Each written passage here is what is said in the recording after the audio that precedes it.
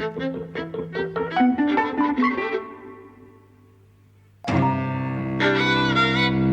and welcome to Eavesdropping at the Movies. I'm Mike. And I'm José. And today we're talking about French Exit. We'll get into various things about this. The first thing I want to do is encourage people to see it. I really liked it. I really liked it. So that's a good way to start because there's spoiler territory coming up and there are surprises in the film. And it's kind of an oddball. So before we get into that, I do want to, put that out there that this is worth seeing. And I'm really glad that we're back at the cinema because this is the kind of thing that we were seeing for the 3 years we were doing the podcast before lockdown. Because we had the unlimited cards, we were seeing a lot of things that we wouldn't ordinarily bother to go and see, right? We were just seeing lots like The Commuter or something like that. We wouldn't seen that normally, right? Yes, we didn't know anything about this film. In fact, we wondered if it was a French film. Yeah, for some reason, I looked it up on Cineworld's website because it was available, and I just had a quick look at the sort of précis that they'd put up with a bit of a blurb, and for some reason I took out of it that it was a French film with a French director, and it's nothing of the sort. It's Canadian-Irish co-production. It's in English language. It's Michelle Pfeiffer and Lucas Hedges and a number of other English-speaking actors. They go to France, and there's some French spoken in it, but it's primarily English. The director's not French. The director is Azazel Jabocs. Yeah. Azazel, I'm not sure how to pronounce the first name, son of Ken Jacobs, the experimental filmmaker. He's an American director. It's based on a novel written by Patrick DeWitt, who's a Canadian author. And a recent novel, which is interesting because the novel was published in 2018. Yeah. So this has gone on the screen very quickly. Yeah, it's one of these that's been optioned and he's written the screenplay himself. So the point is, we were completely misinformed. And actually, I think we both expected very, very little from this. When we were saying, I was saying on Facebook, I think this probably looks a bit shit. And you were saying, I'm not interested in that. And I said, well, we should definitely see it for that reason, because this is, let's go see it. So I'm thrilled that it turned out to be interesting and kind of lively and surprising. Let's say from now on we're going to be into spoiler territory. I don't know how quickly we'll get into it, but we are going to be from now on, okay? We're going to talk about the events. The film is about Michelle Pfeiffer and Lucas Hedges play mother and son. She's a sort of formerly wealthy socialite. She's now a widow living in New York. And Manhattan Bank takes the last of her money, basically. She's forced, due to becoming destitute almost, or having the last of her inheritance left. Yes, hardly destitute. It's true, hardly destitute, but she's down to her last kind of bag of money. 20 or 30,000 euros. Yeah, she's having to sell all the art and sell all that. That's the kind of situation she's in. She's forced to rely on the kindness of a friend who has a flat in France, an apartment in Paris. They go and take up residence there. She goes with Lucas Hedges, her adult son. And the film kind of meanders from oddity to oddity. So there's this thing about a psychic character who apparently can actually speak to the dead. The soul of Michelle Pfeiffer's dead husband turns out to be living inside her cat, and they can converse with it through seances, right? And what I love is that there is such a deadpan way that it happens. No one's that overly sceptical about it, but neither are they like devout true believers. It's just a thing that happens. They just have a seance and it works. The film has a lovely tone, which is both kind of sad and melancholy and funny, and creates a space of possibility where also the supernatural, in a certain sense, can take place. Yeah. And it's just part of the same world. Yes. And it's part of a real world, so it's not like a sci-fi film or a horror film. No. It's just kind of... It's the world of a bittersweet romantic comedy where your ex-husband is a cat. Yeah, absolutely. It's a curio, right? I think that there are elements of the film that are very camp. Yeah? Yes, that are very anti-MAME, in the sense of the Rosalind Russell film, and indeed, the musical with Lucille Ball. So it is in some ways about this indestructible, glamorous, high-living figure. But it's almost like the source material or something about it is very camp. The character that Michelle Pfeiffer plays with the mother is inherently, I think, a camp character. Right. Do you mean there's something about performance to her? Well, the actions, right? This not caring about money, this being ultra glamorous, her being like idolized by other women who want to be like her but aren't. This thing about like the stories that they tell about her where, somebody said something nasty about her dead husband. She just took their drink and stared him down, or, so many elements of that really. Or, the waiter not coming in time and her setting the flowers on fire. I mean, it's very and camp. staring him down. So it's defiant and glamorous, and so it's almost like the situations, which I imagine are from the source material, are camp, but actually it's not filmed in a camp way. So no, I mean, it's funny. The word camp didn't occur to me at all when thinking about that. What occurred to me was lightly psychopathic. Because she has this kind of the way that she responds to feeling wronged is unconventional and surprising to people, and like I say, lightly psychopathic. Lighting the flowers on fire isn't an outrageous, it's not a violent act, but it's crazy and it changes the scene. And she puts herself in charge of it very confidently. Well, but that's often the way that these camp figures, these women who some people said are really like men in drag, or gay men under disguise. It's often like that. They're out of place. They're too wild. They behave in an unexpected manner. They're completely unconventional. In some ways they're the envy of society, but also they're outside of society in some way. This all describes this character that Michelle Pfeiffer plays. No, absolutely, I agree with that. But what I mean is, there is a tonal difference between what makes that camp and what makes that psychopathic. Well, okay, so, but also I'm trying to say that there's a tonal difference between what the situations are and what the characters are and how they are filmed. Because I think, definitely whatever camp element is in the material is sucked out of the filming. Yeah, it's subdued. Yeah. And it's absurd, I suppose. Yes, but it's very gently absurd. Yeah, absolutely. The bit that comes to mind for me is the dildo in the freezer, which is a remarkable addition to that scene. So this is a woman who's from New York, who's invited Michelle Pfeiffer and her son over for a party, or they assume, and it turns out it's just her. She's very lonely. She wants to make a friend. This is one of the admirers that you've mentioned. And they do actually develop a friendship, which is nice. But at the time, they're very weirded out by her, especially Michelle Pfeiffer's not being that nice to her. Lucas Hedges goes off to the freezer, just extricates himself from the room for a minute. I think he's getting a bottle of wine from the freezer or something. Sees this iced over frozen dildo in there. Goes back to Michelle Pfeiffer and says, "Look in the freezer. You'd be surprised." And they do. And obviously, the woman doesn't know that they've gone to do this. And so it becomes this addition to the scene where, I don't know about you, but I can only speak for myself. When the woman came back into the room after having been in the kitchen, I was thinking, is the dildo still in the freezer? Because the conversation goes on and it's never mentioned. I'm just thinking, where is that dildo now? Well, that is also an element that made me think that there's a gay sensibility behind this. Because, if you wanted to show that this woman who's very repressed and so on is sexually wild, which I think is the intent, or is open to sexual wildness, which I think is the intent of the dildo, I still think it would have been a different kind of dildo. This is almost like the type of dildo that you see in gay sex shops, right? Which is like enormous. It's reasonably big, yeah. It's not, it's not a foot long. But it's not a foot long, but it's half a foot wide.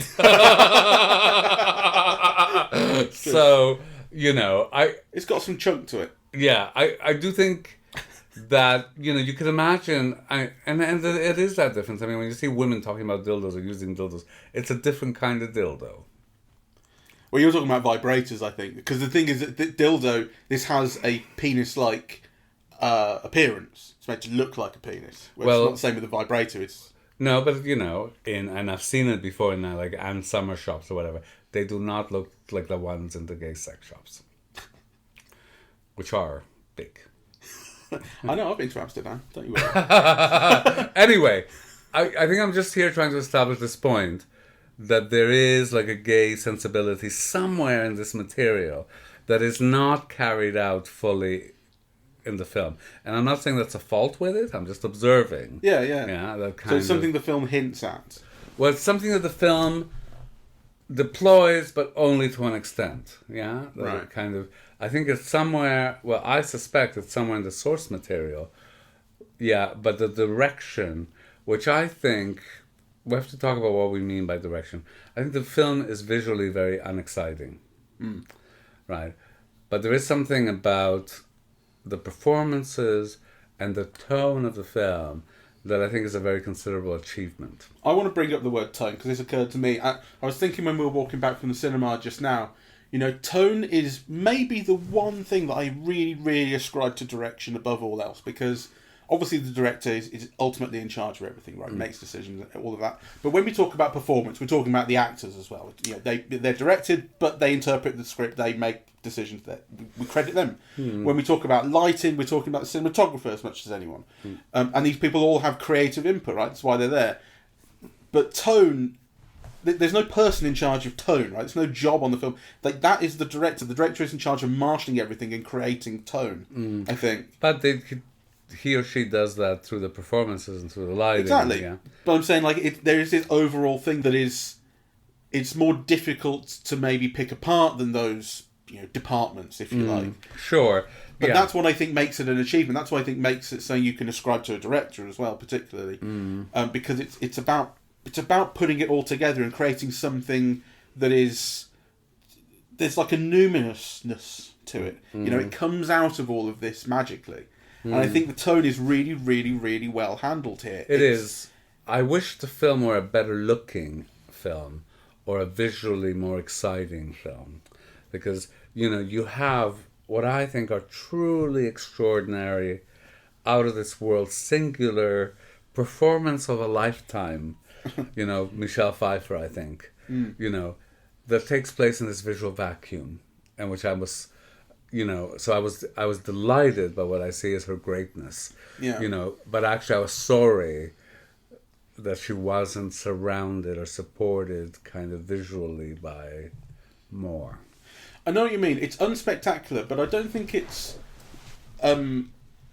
uncreative or, it's been thought about, it's been considered. There are shots which are nicely composed. There are shots which are nicely framed. There are shots where the images, when she's walking off towards the end of the film looking for her cat, and then you see the cat walking up behind her. That's a really evocatively lit and framed shot. I like. But if you look at, I forget what the film with Kim Novak is, where she plays a witch with her cat.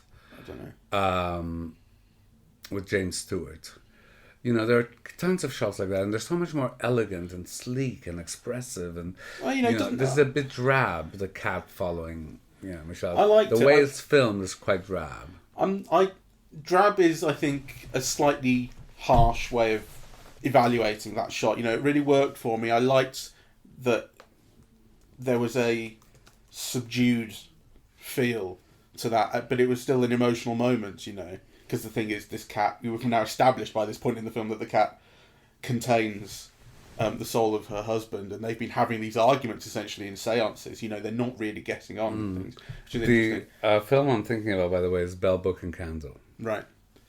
But that as a kind of final indication that there will be a reconciliation to this relationship, the cat following, I really enjoyed.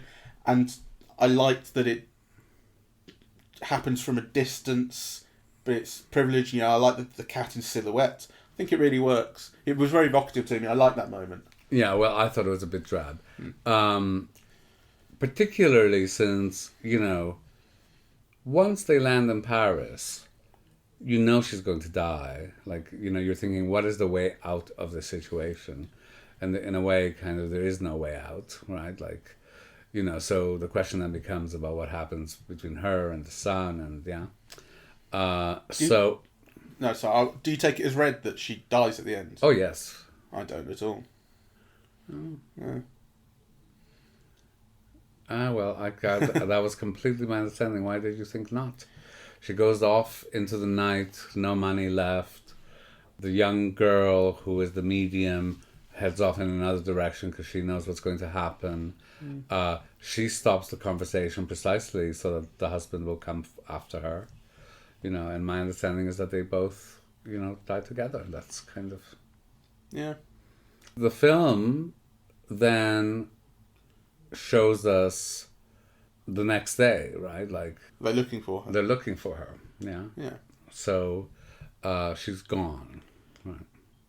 Yeah. The fact that she hasn't come back to me doesn't say she won't come back. I think it is... You sense a sequel in this. I sense a little... I don't sense that you are meant to read that as definite. It's certainly a possibility, and it's mentioned throughout the film that she writes a suicide note, when the money goes, I will kill myself. But it's always kind of balanced back. Like she says, it was a bad day. I was dramatic. Well, my whole interpretation of the film hinges on that. Right. Because I think, she said her goodbye to her son. She's explained that the father was not that bad. She's explained her complex relationships to him. They've established a love for each other.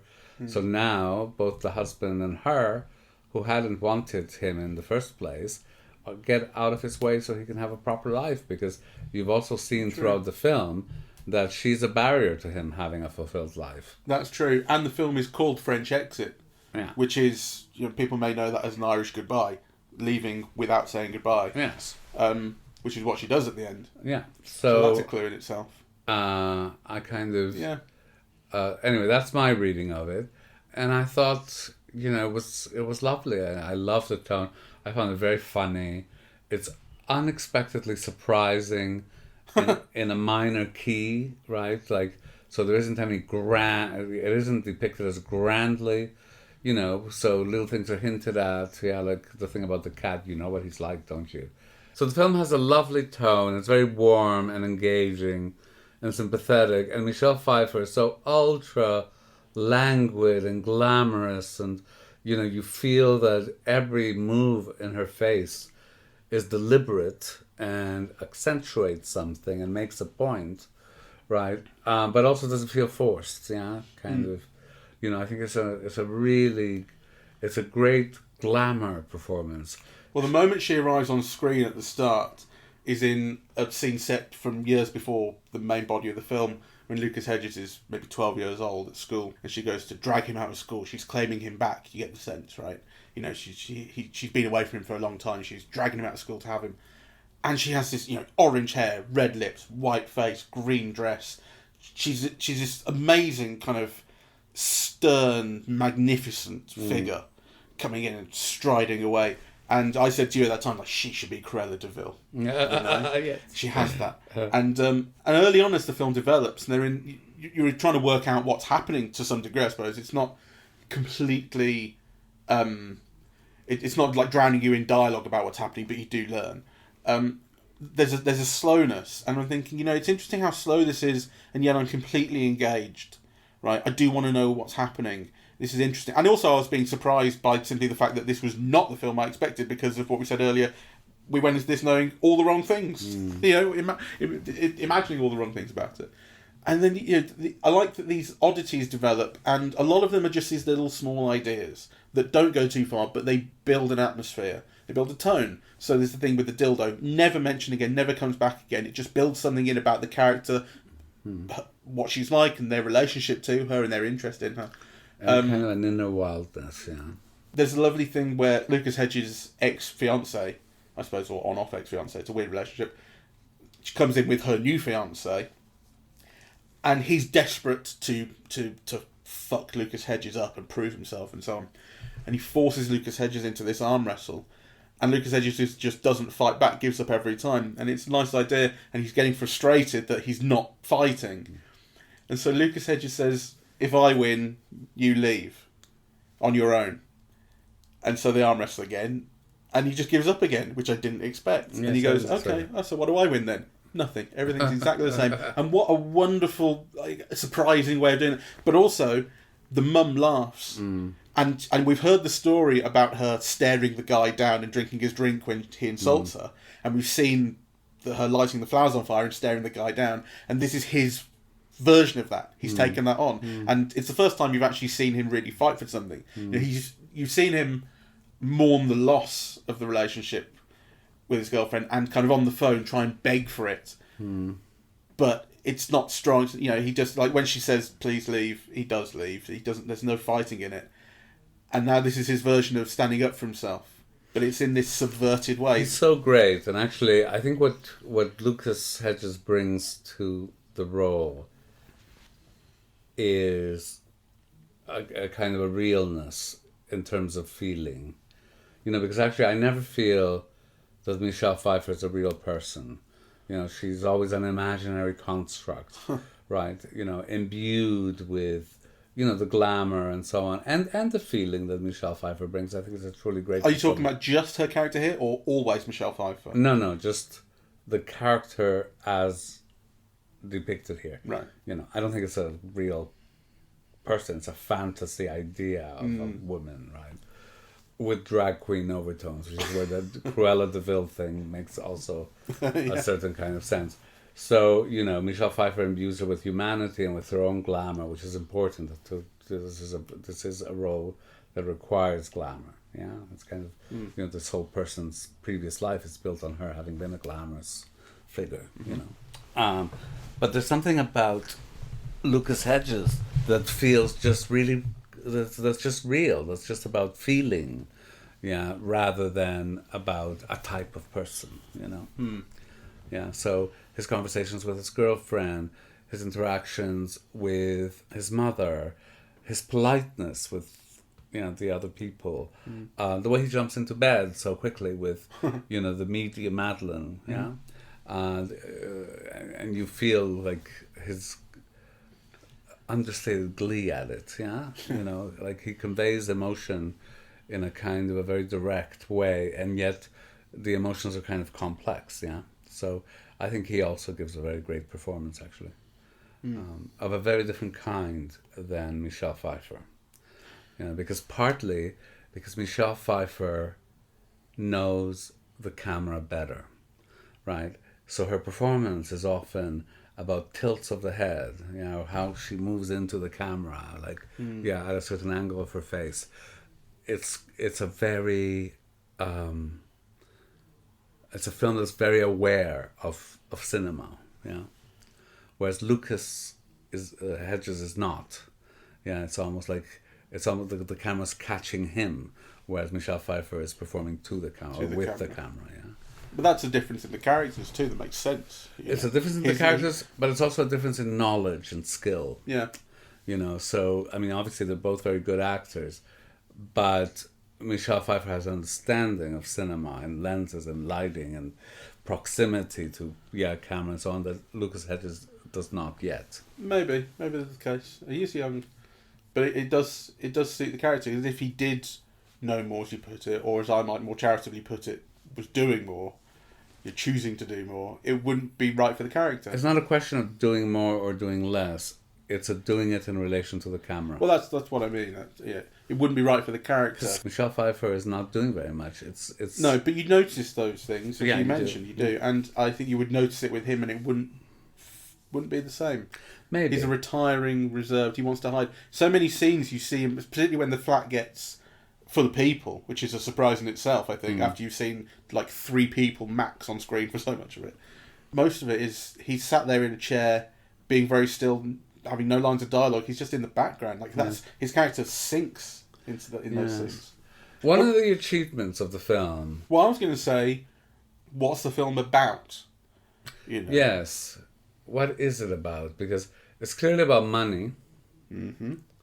You know, the film has an interesting relationship with the homeless. Exactly. Almost overly romantic. So, you know, it theoretically has this anti-money stance, right? You know, money's not important because with $20 you can have your smokes and your wine and look at the stars and be fine, you know. Yeah. But on the other hand, it moralizes it. So somebody's good because they take some money and not all of it. And then someone is kind of like a dangerous crook because they just grab it all. And so I think the film has a weird morality around it.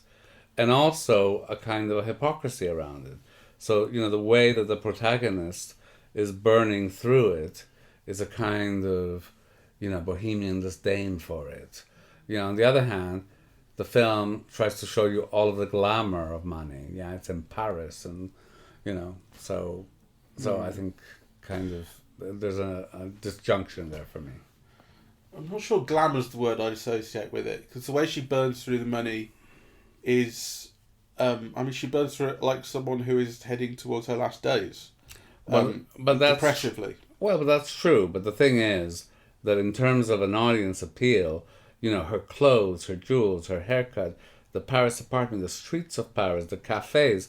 I mean, those are all things that are beyond, most people's means. So the film shows you all of that whilst telling you that money's not important. It does to a degree, but it hardly shows it off, which I think is what would sell that. It's the world that she's living in, but it's subdued. And it is subdued. On the other hand, there's that whole shopping thing about buying, spice, spending $2,000 on groceries, where they show you the shop and they show you the wine, and you can get the cheese board.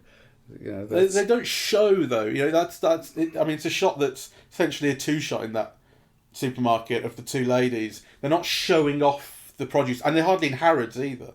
They're in a Paris shop that has €500 bottles of wine. I know, but they're hardly showing it off. I get what you mean. There's no close-ups of the glistening. What's the word? What's the spice that you use in paella? But this says you can never have too much of that. By 3. Saffron. But it is made something of. It's not shown to you in close-up, but to kind of get 3 of those. I think it also comes down to the performance. Michelle Pfeiffer is hardly thrilled over this. It's something that she's doing. She's trying to spend the money as quickly as possible. Yeah, so that's off herself as quickly as possible. So I think what glamour there is in the expensive things that she's buying, the expensive life that she's living, is undercut completely by the tone. I don't think completely for the viewer, right? And of course the film makes. You could see that it was shot on very little money, but it's interesting that they go to Europe on an ocean line cruise, on an ocean liner, right, with all the glamour that connotes of interwar travel. Right, that they live, in Manhattan, kind of overlooking Central Park, right? That they then go on to Paris. These things are inherently glamorous, and the film shows them to you. Glamorous. Again, I don't agree with the cruise ship at all. What we see of the cruise ship is a dance floor that looks like, a nightclub in Blackpool. We see a casino that looks like a club in Blackpool. That is true.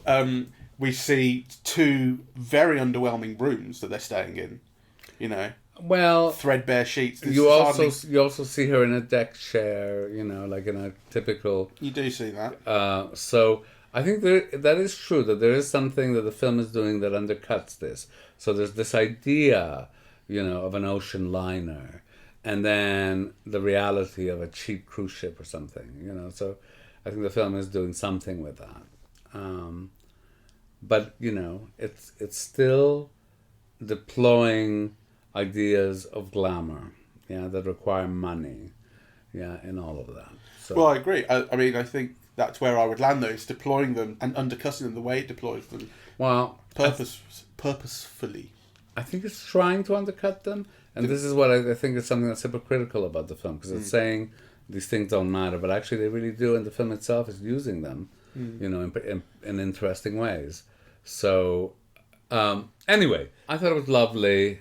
I wouldn't say it's very good. It did bother me that the film feels thin visually, that they could have done more visually with it. But I thought the performances are magical, and the tone is magical, actually. I agree with you. Not the greatest film in the world. It has its issues, but it's funny, it's interesting, it's surprising, and it's a nice place to be for a couple of hours. Yes, I really loved watching it.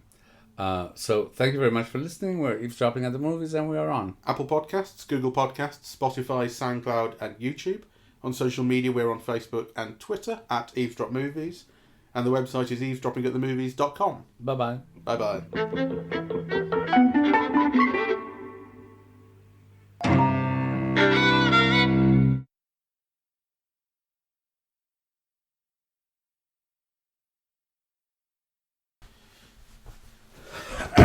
Oh shit! I think something just maybe one snapped. Well, if it snapped, at the bottom, one of the springs maybe. Maybe. It doesn't matter. I mean, I need a new sofa, but I thought that one would last for. It has lasted, to be fair, for 4 years of me sitting on it. No, that's all right. So, go on. Well, look, I think I've lost weight, but that did not fool the couch, apparently.